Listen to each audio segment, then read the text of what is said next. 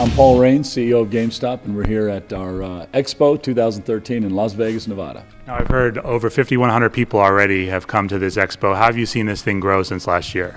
Well, it's amazing. I think we've doubled or tripled the count from last year, and what's incredible is our Power Up customers have asked us for a show for the last few years, and we're finally able to bring them all the backstage and how games are developed and see all the new games for the holidays. So it's pretty exciting stuff, and our managers love having customers here too. Now, it's only the second year for the public, but you've been doing this for a long time. Can you talk a little about the history of this show? Yeah, GameStop's been doing a manager show for 15, 20 years. And the idea has always been provide education for our managers. Our team loves gaming. We love all the different aspects of gaming. So we've been bringing publishers in to talk about their upcoming titles for a long time. About 3 years ago, our Australian division decided to do a show. That show today will be almost 45,000 people in Sydney at the Olympic Park, if you're down there, by the way. It's a great show in 2 weeks. But we decided to do it here in the U.S., and it's been a great hit. When it comes to Vegas, what do you think it is about this venue that's unique? Well, everybody likes to go to Las Vegas, right? Our managers do, and I think part of it is the closeness to the West Coast. A lot of technology-forward people, a lot of gaming customers out here.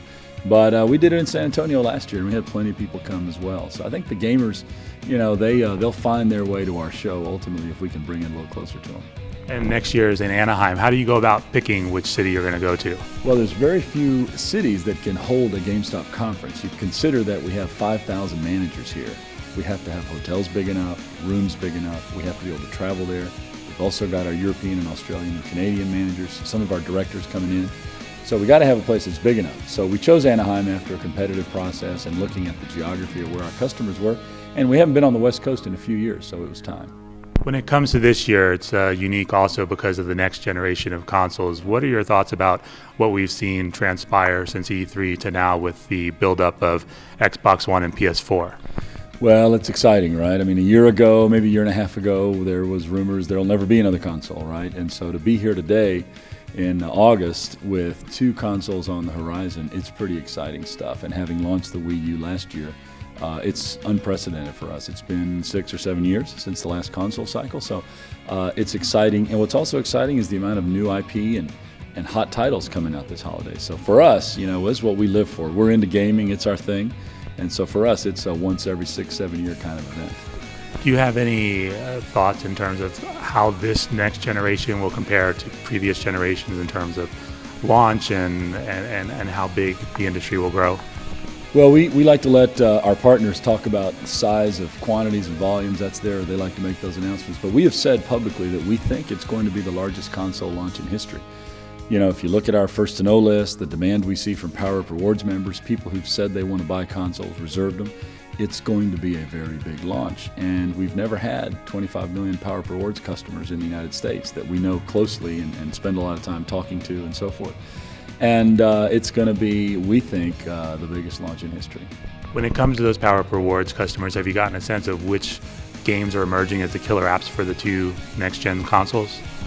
Man, it's such a long list. It's hard to say now. I mean, you know, you've got, well, first of all, you've got tremendous titles for the back half. You know, GTA is a juggernaut. That's going to be spectacular on old gen. But all of the typical titles, Battlefield, Call of Duty, Assassins, you know, we've got great titles. We've also got really cool stuff in the pipeline. You know, Titanfall is getting huge buzz here at the show. Infinity's getting huge buzz. I was talking to Ubisoft the other night at dinner about something like Just Dance, which is a huge title that happens every year. So for us, it's very exciting. Add to that Infinity and Skylanders now on the toy video game side. So it's just a lot of great activity. Plus, we may see some new phones and tablets come out in the fall too that will be part of this. When it comes to next gen, what role do you see exclusive titles available only on PS4 or only on Xbox One playing in the industry? That's a great question. You know, console makers invest in those relationships to try to have some exclusivity. There's a couple of kinds of exclusivity. There's all the first-party titles that certainly are huge weapons for the console maker. Then you've got stuff like 30-day exclusives on DLC and map packs. That kind of stuff is very valuable in driving the community towards one console or the other. Having said that, you know, when there's new consoles out, all bets are off, right? All loyalties are put back in play, and we'll see how it unfolds over the course of the next few months.